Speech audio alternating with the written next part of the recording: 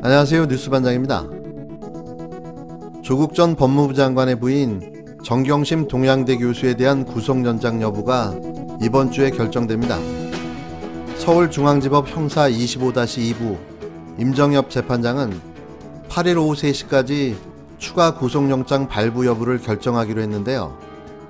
정경심 교수는 지난해 10월 24일 구속영장이 발부된 이후 6개월 이상 구속 상태입니다. 형사소송법상 1심에서 구속기간은 최대 6개월로 5월 10일이 만료일인데요. 재판부가 추가 구속영장을 발부하지 않으면 정 교수는 10일 자정이 지나면 자동으로 석방되는 겁니다. 하지만 검찰은 정 교수의 구속영장에는 포함되어 있지 않지만 기소 단계에서 추가된 미공개 정보 이용, 차명 주식거래, 증거인멸 교사 등의 혐의로 추가 구속영장을 발부해달라고 재판부에 요청했는데요. 반면 정 교수 변호인 측은 헌법 정신에 맞지 않는 전형적인 별건 구속이라고 주장하며 불구속 재판을 요청했습니다. 윤석열 정치검찰의 정경심 교수에 대한 구속은 그 사유부터 말도 안 됐지만 또 구속기간 연장을 위해 사건을 쪼개게 하며 온갖 편법과 꼼수를 동원해 정 교수를 중대 범죄자로 몰고 가고 있는데요. 하나의 사건인데 마치 다른 사건처럼 쪼개놓았다가 6개월 구속 기간 만료되면 요걸 집어넣어가지고 또 6개월을 받아내려고 하는 반칙이죠, 반칙. 그리고 처음부터 이 재판을 끌어온 게 검찰이에요. 검찰이죠. 증거 목록에 대해서도 연락 복사를 해주지 않았거든요. 저는 이게 어떤 의도가 깔려있다고 보냐면 검찰이 재판에는 자신이 없으니까 감옥에 있는 기간을 1년을 만들어 두려고 하는 처음부터의 작전이다, 이게. 검찰이 사실은 이 조국 정경심 교수에 대해서 이렇게까지 하는 이유는 저는 단 하나라고 봐요. 검찰 개혁, 검찰 조직에 직접적으로 이제 뭐 칼을 댄다라고 표현하면 좀 그렇지만 조직을 개편하려는 법무부 장관 이를 막아야 된다라는 사명감을 하나로 부르지도 않고 조사 한 번 없이 공소장 공소 사실도 그냥 상상 속에서 자신들이 뭐 조사한 적도 없고 알지도 못해도 뭐 진술 하나 가지고 상상 속에서 한 번 제출하고 일단 기소하고 뭔가 문제가 있을 것이다, 뭔가 구리다라는 인상을 준 다음에 들추면 나와 뭐라도 나오겠지, 그런 심정으로 재판을 끌어온 거예요. 재판까지도. 재판을 끌어오는 과정에서는 많은 것이 이제 밝혀지면서도 검찰은 이 시간을 계속해서 끌 수밖에 없는 입장인 거죠. 수감된 기간을 최대한 1년 정도를 만들어야 되겠다. 최소한 1년을 만들어야 되겠다고 1년이나 수감돼 있었다. 그럼 제가 굉장히 중요해 보이잖아요. 정상적인 재판부라면 구속 연장은 불가능한 게 맞겠죠. 하지만 또 어떤 결정이 나올지는 오리무중인데요.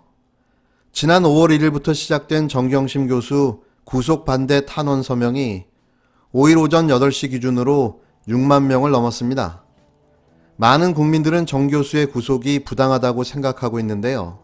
재판을 하면 할수록 드러나는 검찰의 부실 수사, 증거도 증인도 뭐 하나 제대로 된 게 없는 이 재판을 언제까지 지켜봐야 하는지 답답할 뿐입니다. 하지만 그럼에도 불구하고 검찰 개혁은 계속되어야만 하는데요. 드디어 추미애 법무부 장관이 다시 움직이기 시작했습니다. 법무부가 코로나19 여파로 무기한 연기됐던 검찰의 수사기소 분리 방안에 대한 논의를 다시 시작할 전망입니다. 추미애 법무부 장관은 검사장들과의 대화를 통해 궁극적 검찰 개혁안으로 평가받는 수사기소 분리에 대한 설득 작업을 벌일 방침이었는데요. 코로나19가 확산되면서 전격 연기됐습니다. 총선 이후 문재인 정부의 힘이 실린 상황에서 추 장관이 당초 예정됐던 간담회 없이 조용히 결단을 내릴 것이라는 전망도 나오고 있는데요. 5일 법조계에 따르면 사회적 거리두기가 생활 속 거리두기로 전환되면서 묵혀뒀던 주요 현안에 대한 논의가 본격적으로 이루어질 것으로 보입니다. 가장 관심이 쏠리는 부분은 검찰의 기소권을 어떻게 할 것인가인데요. 추 장관은 지난 2월 11일 취임 후 첫 기자간담회에서 검찰 내부에서 수사와 기소 판단 주체를 달리하는 방향으로 제도를 개선하겠다고 밝혔습니다. 추 장관은 동일 검사나 조직이 수사와 기소를 동시에 하면서 사건에 대한 중립성과 객관성이 흔들릴 수 있다고 우려했는데요. 검사가 기소를 위해 무리한 수사를 하게 된다는 거죠. 추 추 장관은 관련 제도 개선을 위해 곧바로 검사장과의 만남을 추진해 날짜까지 확정했지만 코로나19 여파로 이를 연기하며 적절한 시기에 다시 실시하겠다는 계획을 밝혔습니다.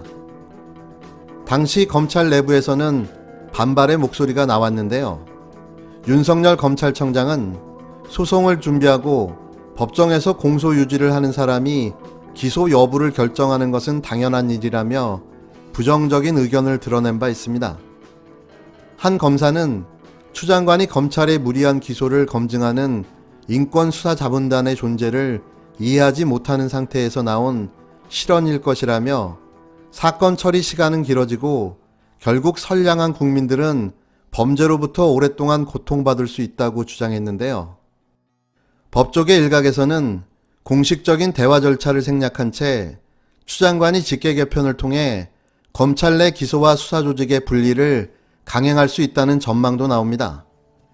1월 취임 이후 추 장관은 검찰 인사를 통해 기선 제압에 성공했고 이후 선거에서도 여당이 압승하면서 법무부와 검찰이 서로 부담스러운 공개 만남을 갖지 않을 수 있다는 이야기인데요. 한 검사는 국민적 관심이 모아진 상황에서 추 장관이 수사와 기소 분리를 강하게 반대하는 검사장들을 무리하게 불러 모아 긁어 부스럼을 만들지 않아도 되는 상황이라며 추 장관이 N번방 사건 이후 디지털 성범죄에 대한 엄담 방안 마련을 위해 일부 여성아동 범죄조사부 부장들과 비공식 간담회를 가졌던 방식을 활용할 수도 있을 것이라고 내다봤습니다. 국회가 입법을 통해 검사의 수사와 기소를 나눌 것이라는 예상도 나오는데요. 황운하, 최강욱, 김용민, 김남국 당선인 등 검찰 개혁파 인사들이 대거 국회에 입성했기 때문인데요. 황 당선인은 이날 한 매체와의 통화에서 형사 사법 절차를 크게 수사, 기소, 재판으로 나눈다고 볼 때 이 영역을 각각 다른 기관이 담당해야 권력을 남용할 수 없게 된다며 형사소송법 개정을 통해 검사를 수사기관이 아닌 기소기관으로 전환해야 한다고 말했습니다. 추 장관의 조직 내 수사기소 분리보다 한 발 더 나간 개혁안인데요. 법무부는 추 장관과 검사장과의 만남에 대해 아직 정해진 게 없다는 입장입니다. 법무부 관계자는 아직 논의되지 않았다고 말했고 대검 역시 전달받은 내용이 없다고 밝혔는데요. 추미애 장관은 다 계획이 있었습니다. 정확하게 말하면 타이밍을 보고 있었던 건데요. 그럼 그렇지 추다르크가 왜 추다르크겠습니까? 검찰개혁은 아직 끝나지 않았습니다. 아니 정확하게 말하면 제대로 시작조차 하지 않은 거죠. 윤석열 검찰은 이게 끝이라고 생각할지 모르겠지만 대다수의 국민들은 이제 곧 제대로 시작되겠지라고 생각하는 거죠. 검찰개혁의 그 끝을 꼭 보고 싶습니다.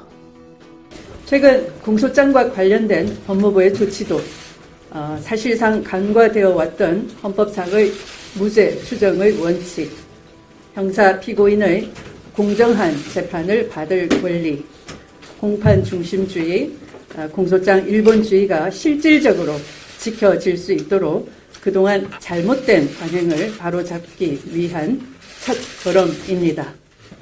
형사사법 절차에서 국민의 기본권과 절차적 정의가 지켜지지 않는다면 실체적 진실 발견과 민주주의의 기본 가치 또한 보장받을 수 없을 것입니다. 앞으로 법무부는 형사사법 절차 전반에 걸쳐서 수사 관행, 수사 방식 등이 법과 원칙에 어긋남이 없는지 다시 점검하여 하나씩 개선해 나가도록 하겠습니다. 특히 인권 보장과 절차의 민주적 통제를 위해 기소와 재판 주체가 나뉘어져 있듯이 검사의 수사 개시 사건에 대해서 내외의 다양한 검증을 강화하는 한편 검찰 내부에서 수사와 기소의 판단 주체를 달리하는 방향의 제도 개선도 검토하겠습니다. 또한 국민의 인권 보호를 위해 인권보호 수사 규칙과 형사사건 공개 금지 등에 관한 규정이 제대로 현장에서 이행되는지 점검하는 한편 법무부 자체 감찰을 강화하고 최근 언론에 보도된 것과 같은 불필요한 수백 회의 구금자 소환 등 잘못된 수사 관행도 과감히 개선하도록 하겠습니다.